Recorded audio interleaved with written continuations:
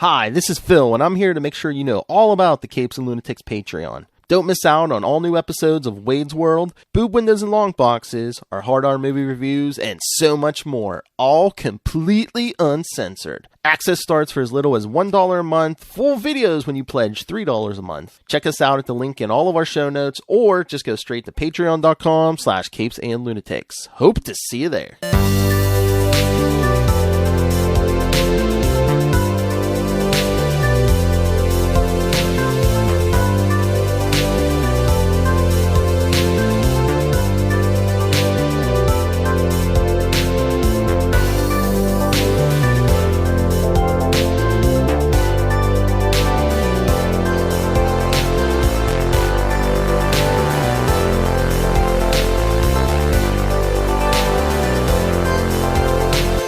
Avast me hearties, and welcome once again to Fun Stream Ahead. I'm your host, Charlie, the Professor Esser. And with me, as always, is my skinny rich friend. It's Mozz. Welcome, Mozz. Mozz, have you seen the latest episode of Loki? Man, oh man. Man, oh man. I mean, I'm predisposed to like everything they do, and I was really digging this show, but man, the ending just left me with a ton of questions, and not a ton of questions about where they're heading or what they're doing, but more questions about like what was their intention in making this scene move in this direction? What was their intention? Why would they do that? I have got headcanon for days for you, my friend. Fair and enough. we're going to get to that in just a moment. Because first off, this is, for all time, always. Season 1, Episode 6 of Loki. The clock is ticking in the season finale, which finds Loki and Sylvie on a date with Destiny. Ooh, there's a throuple for you. Loki, Sylvie, and Destiny. Our director this week is Kate Herron. Writers, of course, Michael Waldron, Eric Martin, and there we go. Oh wow, we got all the people here. We got Michael Waldron and Eric Martin get our written bys right now. Michael Waldron, of course, gets our created for television by. Bisha K. Ali gets that executive story editor credit, along with Elisa Karasik gets an executive story editor credit. Ooh, here's a weird one. IMDb only lists Stan Lee with that Loki created by credit. Then we Well, I mean, it's IMDb, so. Yeah, exactly. It's to me, it's just telling, oh, and there's all the people, there's the hair and makeup. So the assistant hairstylist was Dina Adair. Way to go, Dina. You did a great job. I'm sure you don't hear that enough in this cutthroat industry. Anyway, so... And the story editors probably had a tough job on this episode, considering all the stories you hear about what the episode was intended to be and what it ended up being due to the pandemic. The whole idea of introducing Kang so prominently maybe perhaps wasn't their initial intention. The idea of that scene with Miss Minutes taking the whole episode of, sort of being the temptation of the Lokis. That, to me, I think would have been a really interesting thing to explore. But we didn't get that. Instead, we get this. Well, I mean, Tara Strong wouldn't have been affected by the pandemic. She just phones it in. I mean, literally, that's how you do voiceover work, because you just phone it in. Right? No. But I don't care about her performance. I care about Loki's performance. I care about the exploration of what could have been and what maybe can still be, and whether or not that is the right thing to do or not. And for Loki to find himself in those questions. That would have been really fun. Well, and I think that's why we get a season 2. Because that's the big spoiler. Be sure to drink your Ovaltine and stick around for Loki will return in season 2. Although they didn't say which Loki, because it could be all Croaky. That's my prediction. Next season just opens up with Croaky eating a flirkin and getting pruned. There's lots to get, because it could have been the Loki in that universe that was adjacent and went over to Marvel's house where she had her pet Flurkin and just ate the Flurkin, and that disrupted the timeline in a bad way, because then you don't get the Tesseract back from the Kree, and bad things happen. Anyway, yeah, so one thing I want to talk about is the art design of the building. Because what I like about it is that, and also what I like about it is that when we get to Kang's tech, it has the same look of the, obsidian matter with the gold veins running through it. Is it like it's an homage to like this ancient form of Japanese art where they would take exactly and lay them with gold. So hinting that this is the nexus of the universes, like pieces of each universe have melded together to form this place. Or that it's something that's been destroyed and pieced back together over and over again. Oh, interesting. Because that's actually my real take on it, is that, I think that this citadel at the edge of time is something that has been destroyed and rebuilt over and over again. And I think that, here's this thing that, we'll get to a little bit later, but, Sylvie feels that he who remains, Kang Immortus, Nathaniel Richards, whatever you want to call him, he is lying. She says he is lying. Right. But, she's just a goddess of mischief, not a goddess of lies. Because they had different lives, her and Loki. Loki has learned to see lies. And I think that when we get to my own headcanon on this, I do think that Loki understood something deeper than I think Sylvie did. And Sylvie is just being headstrong, which I understand because she's lived her whole life with one view of time and space, and that view of time and space has now been inverted, as it were. Right. So, I wish they had given her a nobler reason for doing it. Everybody else got some glorious purpose. She was just left at this as this angry character who forsake the world. Well, no. I mean, arguably, what she is doing is restoring free will. That's what I was hoping they would build towards, but it seemed like they didn't want to give her that. They just no. That's exactly what they gave her. Absolutely. Because that is the point, is that it was... So the idea is that there is no free will if there is a space god who only... here's where it gets like the gray area. There is free will to a point. Right. But once that point results in a different Kang variant coming into existence, that's when that has to be pruned. Because that's going to lead to a variant who is going to be problematic. That's going to be a Kang that is going to start the war. Right. I think the other side of that opinion is that who are you to say that is not the universe speaking in her voice? Right? Well, so are you stifling the universe from expressing herself? And is that what Sylvie was doing? She was unshackling the timelines, allowing the universe to express itself. That's exactly what she was doing. But Kang did not want that because it leads to a lot of pain and suffering. And that is... Of the free will idea. Like, what are we really fighting for? Like, if Kang or the TVA didn't tell you that you didn't have free will, you would have been none the wiser. To your experience, what's the difference? So what are we really fighting for? Right? Well, so in quantum physics, they tell you, okay, the world is a deterministic phenomenon, right?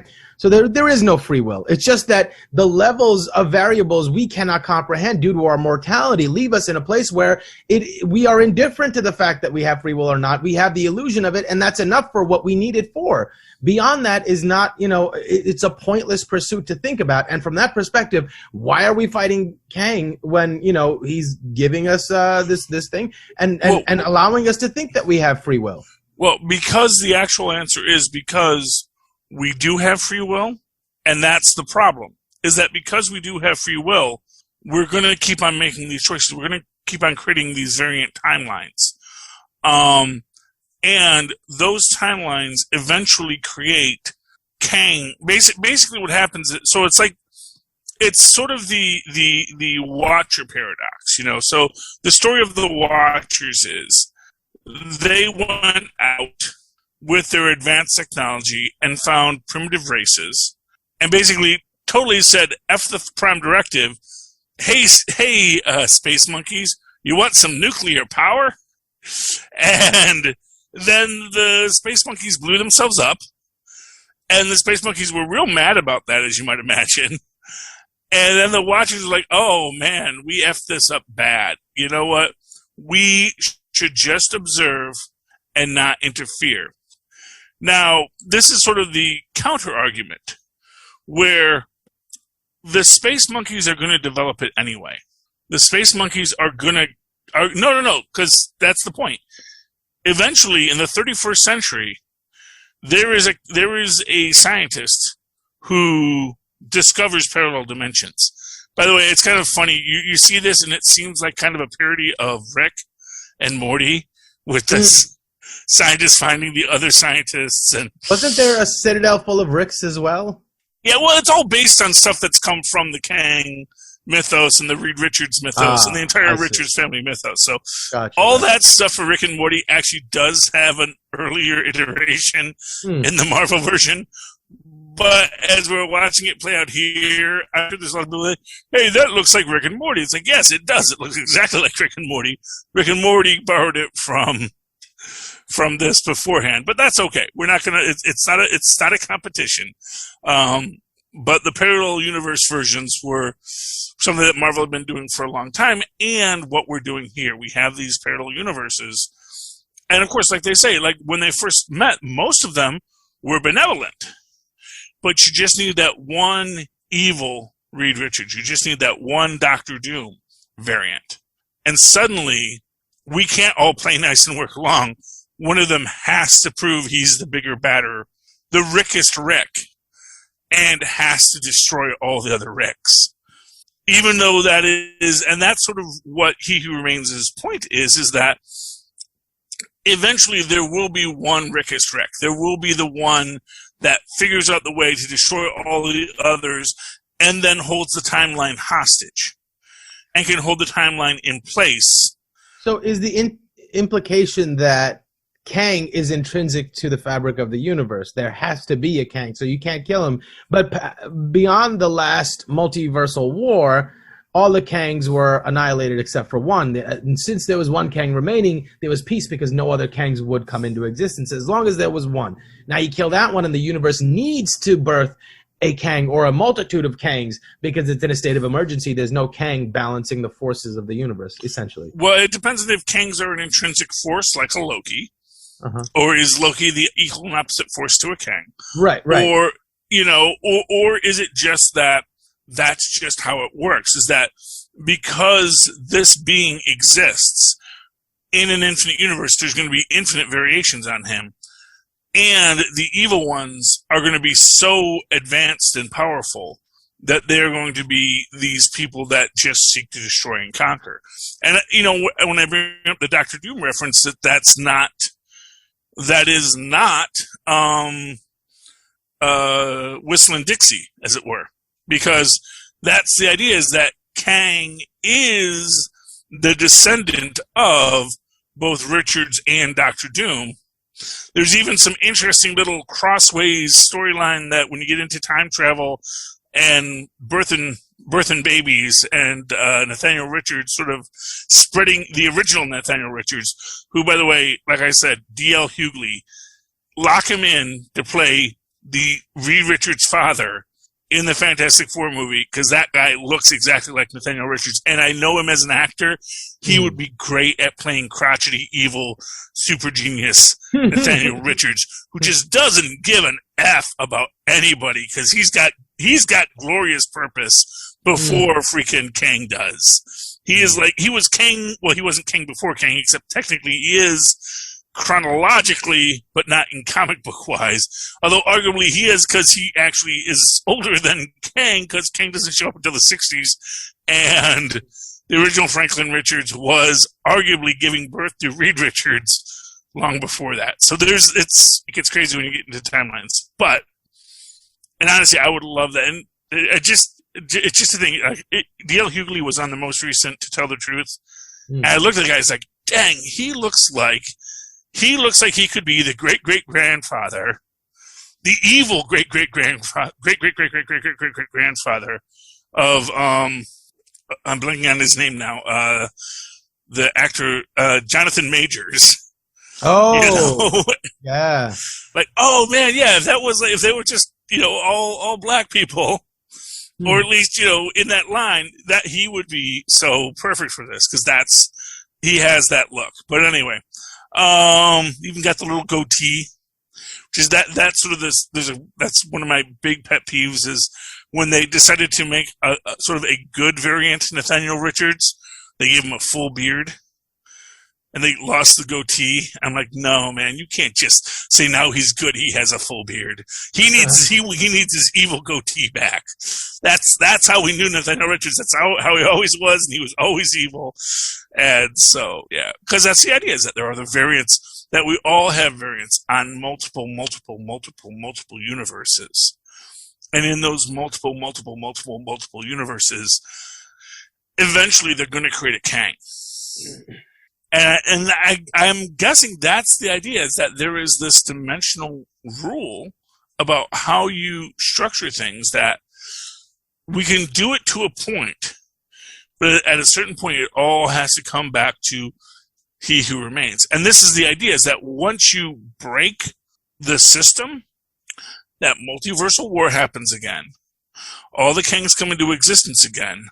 They all fight again. He Who Remains harnesses Alioth again, and then it gets right back to point zero. So this is like my deeper fan theory of what we're actually watching happen here, is that this is literally not He Who Remains' first rodeo. That he has had Lokis come in here hundreds, thousands, billions of times. And even if they always kill him, I'm guessing that the knowledge of what had come before comes to him. That's how he has the knowledge. And the idea is that this cycle keeps on repeating, and the one who remains keeps on destroying all the others, winds up at the Citadel at the end of time, finds all the information from the last Kang. And that in this, what they have is all the knowledge up to a point. So this is what they're going. So that everything's programmed, everything is known to them. This is everything that's going to happen. Yeah, well, that's the idea. Is that up to a certain point? Well, no, to a certain point throughout that Loki. No, throughout the encounter.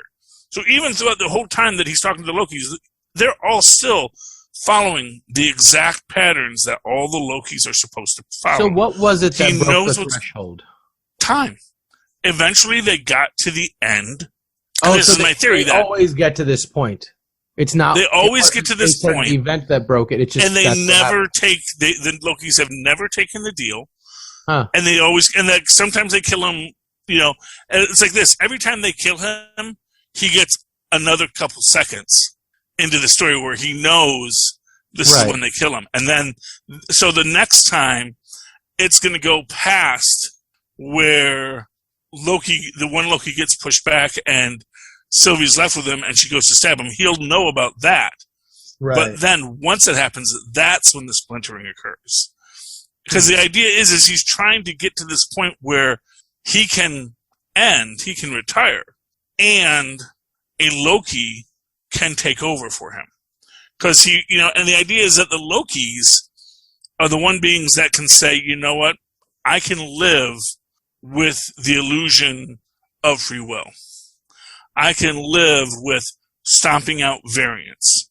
I can live with the idea that everything is chosen and progresses for a reason to a point. But, I need to be in charge. And that's what he's going for. But unfortunately, every Loki evolves. And by the time the Lokis get there, they're no longer, they've grown too much to be willing to go along with the plan. And so the Lokis always fail to take the deal. But this time with the two Lokis, and I think he saw that. That's interesting. One of the Lokis was like, you know what? Maybe he's right. Maybe we should take the deal. Maybe we should allow it to go through. And then so he pushes him through the door. But by that time, all of the timelines had already started fracturing. So my real theory is when we get to the end of it, what we're getting is all of the timelines that are being created right now. They're all in that multiversal war, because once they're created, the war starts, and once the war starts, it has to end the same way with someone at the end of time, and there's going to be the one Kang who's going to be able to sort of put it back. But when we get there, it's going to be interesting because he's going to show up, and Sylvie's going to be in that Citadel at the end of time, waiting for him. Is that Citadel the seat of power? It's the seat of something. That's the question. When he gets back to the TVA is now being run by this Kang, but that Kang is not at the Citadel. He doesn't automatically usurp control. Well, we don't know that it's that Kang. We just know it's a Kang. We know that now. Right. No, but a Kang is coming to existence. But that was the seat of the power for the TVA as well. So she's in the Citadel by herself. So I guess her and Miss Minutes. Right. So she still exists. So Miss Minutes is aware of multiple timelines at once. She can carry. Miss Minutes is aware of everything. It's arguable that Miss Minutes is the one who's truly in control. Huh. It's still arguable that Ms. Minutes is the one. Ms. Minutes is the one who continues and remains and sees all and knows all. She is time itself as an entity. Yes, exactly, Tristan. And that is where it gets a little more interesting. Because if this is a cycle that is repeated thousands of times, but that Ms. Minutes always comes into existence, or that Ms. Minutes is just always in existence because the TVA is always in existence. When everything resets, Ms. Minutes knows. And there might be a hint at this earlier on when we see that Renslayer was a hunter and is now a judge. And when Loki goes back, apparently Casey is now a hunter in this universe. Because when they're listing who to run, the actor who played Casey is listed as one of the hunters, and he gets a number designation. By the way, Casey apparently was played by the guy who played Pillboy on who was I'm forgetting his name now. But the guy who was on The Good Place, the guy he was the best friend of the guy who everyone thought was a monk, who I think is just a phenomenal actor. I want to see more of him. I'm blanking on his name again. He's actually who they should have gotten to play Black Bolt. I've said that 1,000 times. And hopefully now we can have a Black Bolt variant. Because I think that's the real thing that they just did. They just opened up the universe to variants. And so now, and I think this is going to be the kind of story that plays out over Phase 4 and 5, that ends in the revelation of Beyonders after 5, or at the start of 5. But at the end of 4, you're going to see that now that time has been coalesced again with one who remains, or some variation where there are still Kangs attacking, but we have a generalized timeline. That's when we're going to get maybe some recasts of people, new people coming in, and new people who didn't die at a certain time, different timelines that have been restructured. And we're going to get this universe. Maybe we're going to get our Clark Gregg back. Maybe the LMD version. Maybe it's the one that used to date the Countessa. And they have that fiery relationship. I just want that because that's where they're all from. It's New Adventures of Old Christine. So I want my Marvel Comics version of New Adventures of Old Christine. Make it happen, Marvel. Feed my fanboy. Anyway, but that's what I'm thinking. I think that's sort of what they're doing. Is I think Feige's sort of opening up that reset button. I think we're going to get a lot of this when we get to What If on August 11th. So in about 2-3 weeks, we get the new What Ifs. We're going to do that show. Yeah, Mozz? yeah, absolutely. Yeah, okay. So we're going to be We doing got the what that. ifs on this feed. And there, we're going to start to see, because they're going to build an arc of alternate universe stories that I think is going to pull in that Kang time war. That may result at the end of it with something a little different when we get to the Shang-Chi story dropping in, what is that, September, November? So that by the end of What If, when we get to Shang-Chi, it'll still look like the universe we know, but there might be a couple of little retcons that occurred in between seasons, and that's what they're setting us up towards. That universe that is a little more malleable, that is going to be a little more open, that's going to allow for Deadpools and Korgs to sit on couches together and talk, and that maybe the next time we see Taskmaster, she's going to be a little more wisecracky and more of more of just a narcissistic jerk to people. Because honestly, she's suffered a lot already. So Yeah. I think it feeds into her character that now that she's finally free, she's just going to cut loose and just be like stabbing people left and right. It's okay, Tristan. Did anything break? What broke? What? Just get out of the kitchen, Tristan. Okay, I'll take care of it in a minute. Just let it be. Nobody go near it. I'll take care of it. Just got broken glass in the kitchen. That's all. Sweet. It's not a sorry to be. It's all okay. As long as you keep away. Yeah, I'll take care of it. Nobody go in the kitchen, please. Okay, so that's a fun little side bit about the Esser household. It's okay. What glass was it, Tristan? A navy blue cup? Well, let it be. I'll see what it is in a minute. I don't think it was one that was of great importance.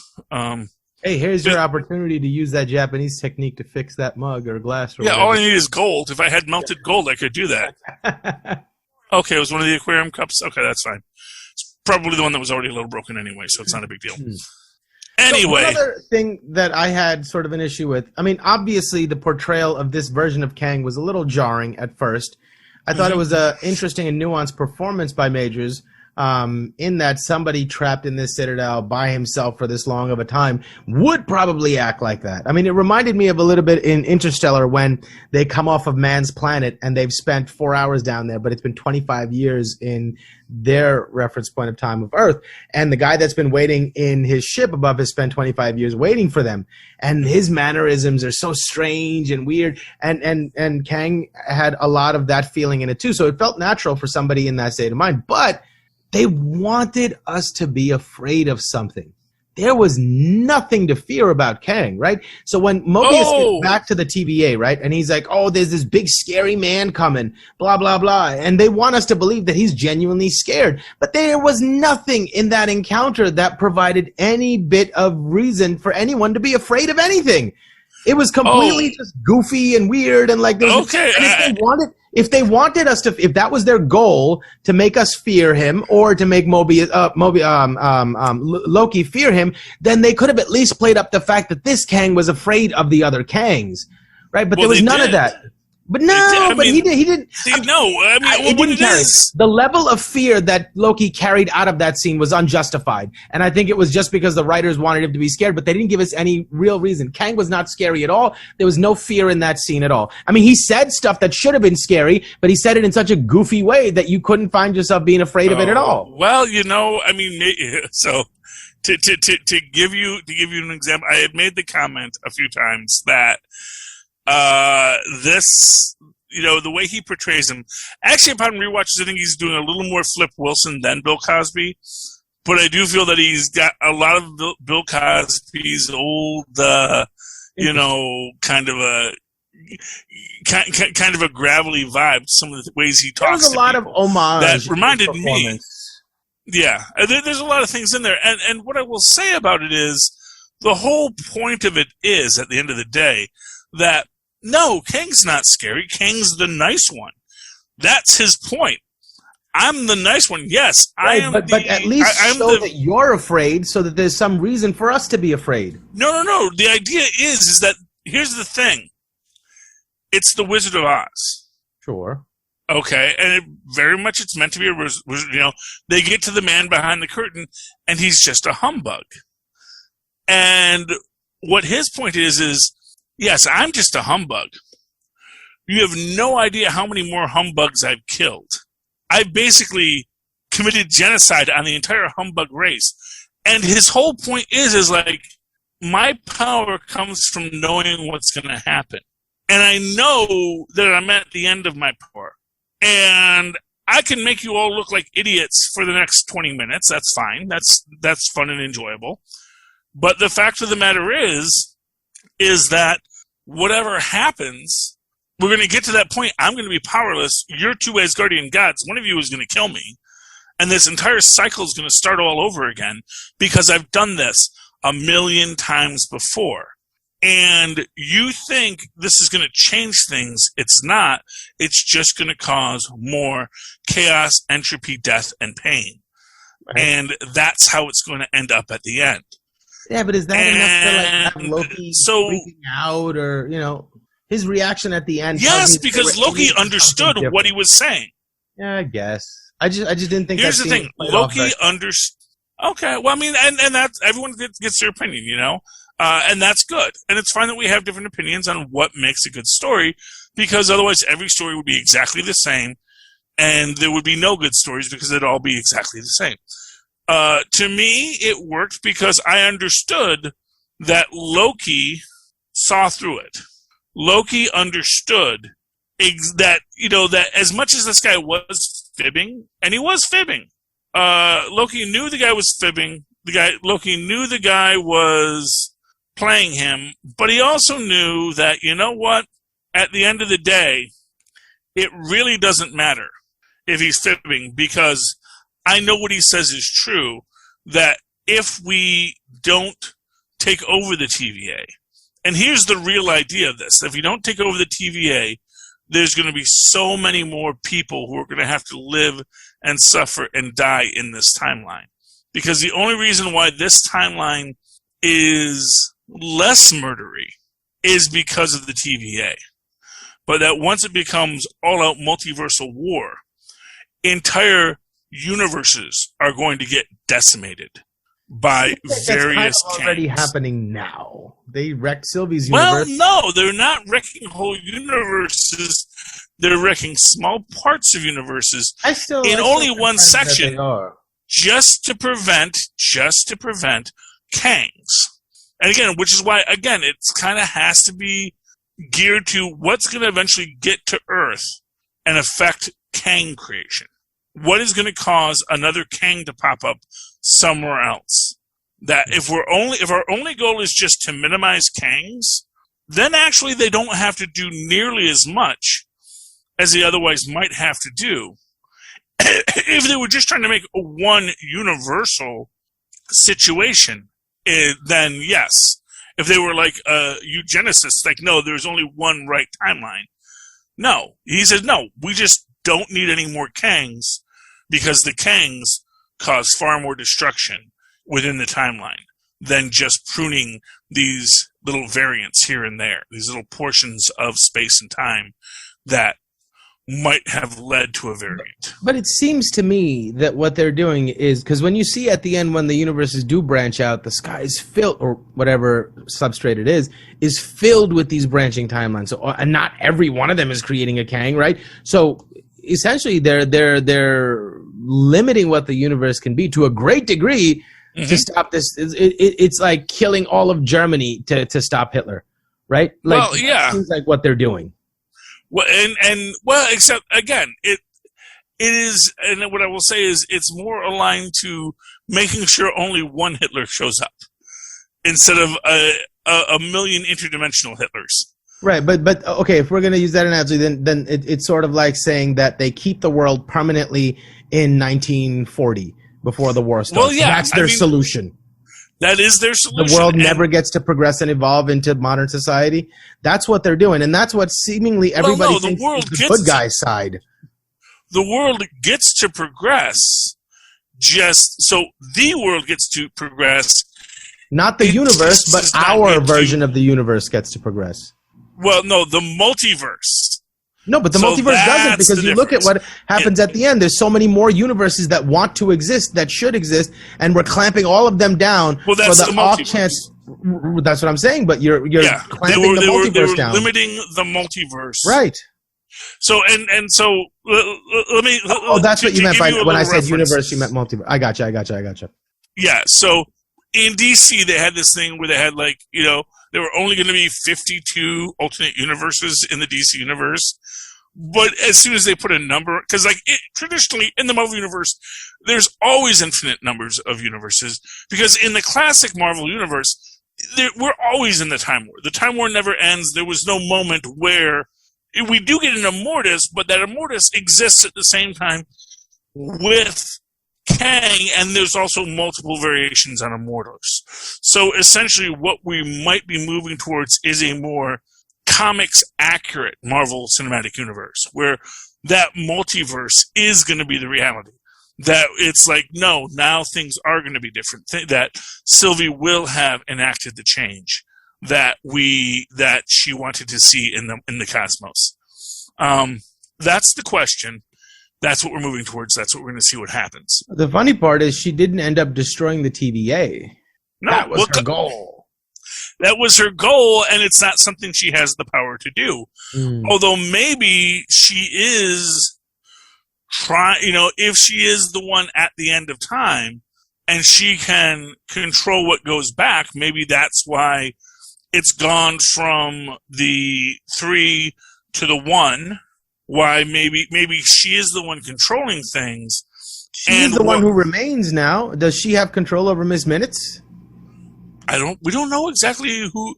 Maybe Miss Minutes listens to whoever has the temp. Whoever remains. We see that she has the temp pad, yeah. So, and she is letting the stuff branch out, and maybe that's what, like I said, that's what I think is what we're going to be seeing in the What If universe. I think we're going to get the hint at the Time War. I think we're going to get this Time War and these variants coming in, and especially when you think about things like from what we've heard about for No Way Home, Multiverse of Madness with Doctor Strange, and I think if we might, and again, like I said, I think we might even tap on it a little bit in Shang-Chi. That's going to be that little Iron Man for us, where we imply a much bigger universe, but we're not going to realize it until much later. And that's what's going to be building out in this new phase. And then when we get to Loki Season 2, it's going to be about what do we leave in its place. And maybe what they leave in its place will be a Council of Kangs. The idea not of we're not going to eliminate you guys from existence anymore. And maybe that's when the TVA actually sort of breaks out on its own and bees its own thing under Mobius. And they say, listen, we can prune any one of you at any time, but we want to let you exist, but you need to control yourselves. You need to keep your Rickest Ricks under control. Because if you guys start trying to conquer stuff, like if you want to Rama Tut it and just go back in Egypt and have people fan you with palm fronds, we're fine with that. But if you want to start conquering universes, altering people's lives and timelines, you know what? Then we're going to call it a day because there's nowhere to go but up. Yeah. So I think that's maybe where we're going to wind up with at the end of Phase 4. And then the end of Phase 5 is a pinprick between the multiverse and the omniverse. And that's when the Beyonders look in and get curious. What is this thing called desire?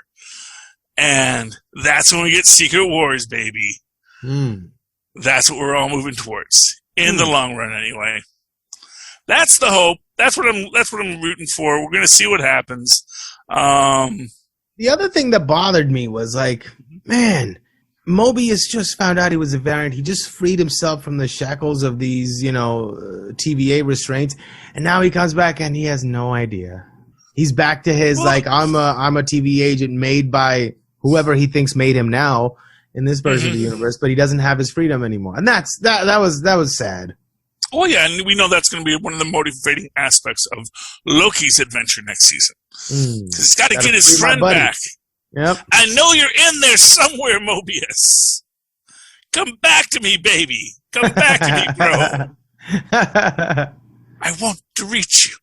I can do this all day. I'm with you till the end of the line, Mobius. Yeah, I got a sweet jet ski over here. Come on, you want to just take a 5-minute break? Who's gonna know? You control time. Take a 5-minute break. Come on. Yeah, I mean, we're gonna have to see what they allow. It's gonna be exciting, whatever it's gonna be. I'm excited. I'm like literally really excited, not only for what's gonna happen in season 2. But how this is going to influence stuff. Because that's the thing. Like, everything they've done in this TV show has these TV shows. And, you think about, it's supposed to go in this order, but it came out in that order. And it's like, you know what? I think this order worked better. I think that maybe it would have been more interesting had they done Black Widow, Falcon, Winter Soldier. Maybe we would have gotten more of who the Contessa was in Black Widow in that universe. Maybe in that universe there's more of that, and then we didn't do as much building with her in Falcon and Winter Soldier. But you know what? Either way, it all works out great. And I'm excited to see exactly where all of it is going, because I get the feeling that now that they're in better production schedules now. Although with the Delta variant, who knows? Speaking of variants. Wear your masks, kid, even if you're vaccinated. I'm just saying, just to be safe. You know what? Because what comes after Delta? They're saying these vaccines should be good against the Delta variant, right? Yeah, the vaccine's good against the Delta variant, but you can still... Here's the problem. You can still catch it, and you can still spread it. Right. And you might not die from it, and you'll recover quicker, but you can still get it. And you can give it to other people who either are unable to get a vaccine because they're too young, or who have some kind of a compromised immune system. So it's like, By the same token, though, go get vaccinated, man. What do you, like... Well, if you're a kid, you can't. That's the problem. Right. I'm not talking about that, but majority of the cases, just go get vaccinated. Like, exactly. Well, that's the thing. Is like the majority of cases, everyone could get... I can't be responsible for you after that. Once you've had your chance, I can't be responsible for you.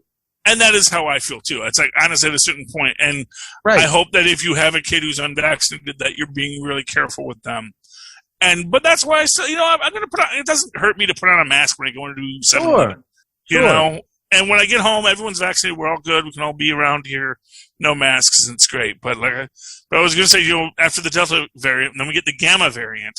That's when we get the Hulks. You don't want to get to the Gamma variant. That's what I'm saying. We got to nip this at the Delta variant. Man, oh man. Indeed. Yeah. Indeed. Anyway. Oh, actually, I think Gamma actually comes before Delta in the Greek alphabet. But fair enough. It was a gag I could make, and I made it. Yeah, I liked it. You do not want Gamma COVID, because that's like, oh no. Although maybe I do. I don't know. It sounds kind of attractive. Well, if it actually starts giving you superpowers, great. But that's what the vaccines are supposed to do. But maybe when you get the Gamma variant with the vaccine, that's when you get superpowers. You got to get the vaccine first. Otherwise, when the Gamma variant shows up, you're not going to get the superpowers. Okay, folks? The logic is there. It makes perfect sense. It's all genetic engineering, but they're building us to be superheroes. So if you want superpowers, get your vaccine. Any of the 3 will work. Don't worry too much about it. Get one of those vaccines in you.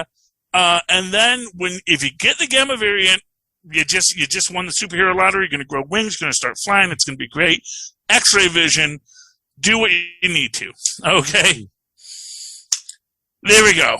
We've started that. It's going to go out it's on the internet, so you know it's true. And we'll just send it out from there. There it is. There it is. Whoop, there it is. All right. Final thoughts on this. We got Renslayer going back somewhere that Ms. Minute sends her. And now because that's an interesting question that people had on this is Ms. Minutes working for He Who Remains? Or is she self-aware enough that she's like, no, I'm actually in charge. All y'all think you're in charge? No. Tara Strong's in charge. And she may be sending Renslayer to get young Kang. And to me, that would be the interesting thing. Because if she sends him back, if she sends him there with the knowledge of what he might become in the 31st century, as an adult going back in time and say, but you can break it, and you can be the young Kang. You can be Iron Lad and form the Young Avengers. That will break your cycle. Interesting. And that's the idea, because that's one of the Young Avengers. Because every one of these shows has introduced us to an idea about one of the Young Avengers. Of course, we got Wiccan and Speed in WandaVision. We got Elijah Bradley in Falcon Winter Soldier. We have already met Cassie Lang. We got a hint at Kate Bishop from the Hawkeye reference in Black Widow. And that's all of them. Wow. So we've got all of our Young Avengers ready now that we have Kang. They just need to start showing up in this phase. Yeah, exactly. They're all ready to assemble at the end of Phase 4. Watch for it, kiddos. It's a-coming. It's a-coming right to you. And we're getting Ms. Marvel soon, so that's great. And a She-Hulk.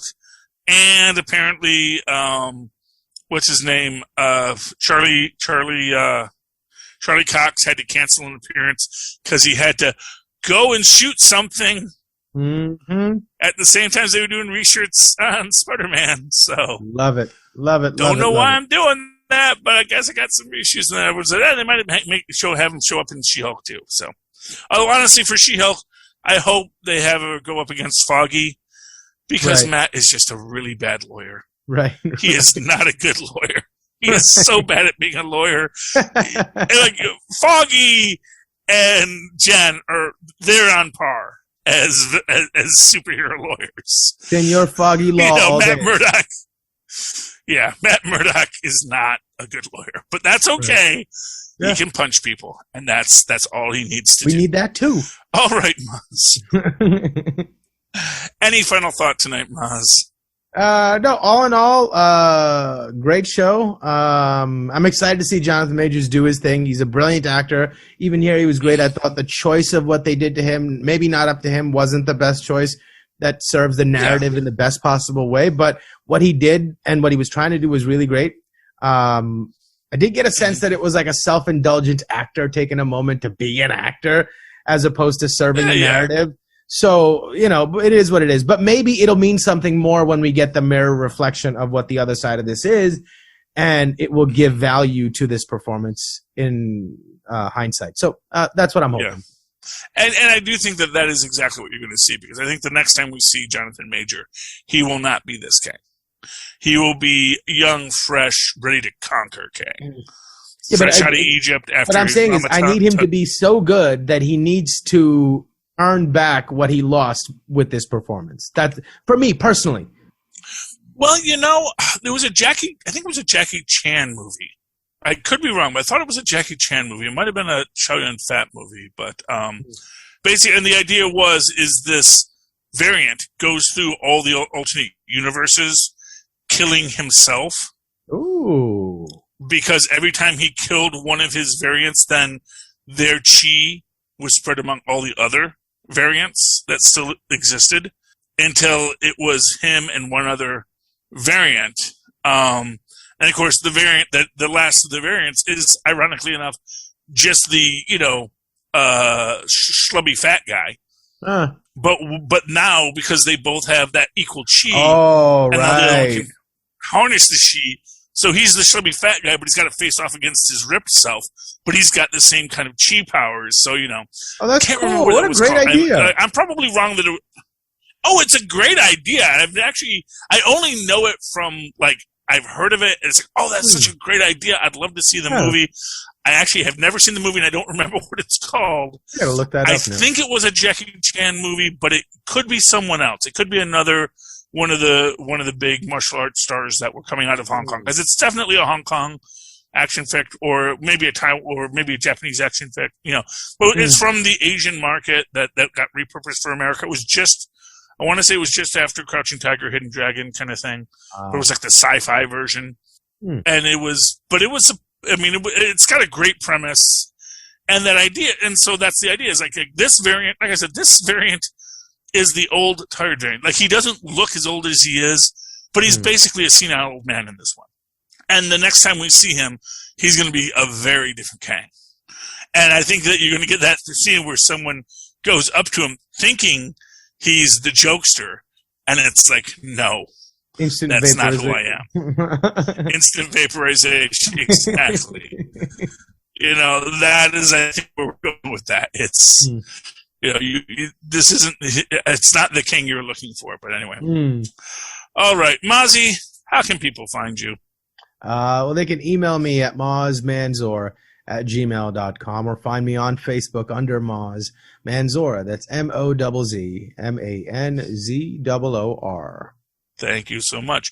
And be sure to go down to our show notes, click on the Amazon link, go to Amazon, look for Pod Life, the book, buy that. That's written by the Southgate Media Group family. It's available both in digital and paperback. And read it because it's a lot of fun. If you want to know about why people podcast, how they podcast, it's a good book for you. And likewise, check out all the other shows here on the Southgate Media Group and the Capes and Lunatics Network because we're here. And there's lots of shows to listen to all over the place. Finally, if you'd like to write to me in that old-fashioned email way, the way our mothers and fathers once did, do so at superconnectivityblog@gmail.com. That's superconnectivityblog, all one word, @gmail.com. And, of course, follow me on Twitter as I live tweet things when I feel like it. I say I'm going to do Legends of Tomorrow, but I never do. But actually, I wound up live tweeting Flash a little bit this week at Charlie Esser. That's CHARLIE. ESSER. Look for the 2 E's in the middle. Quality.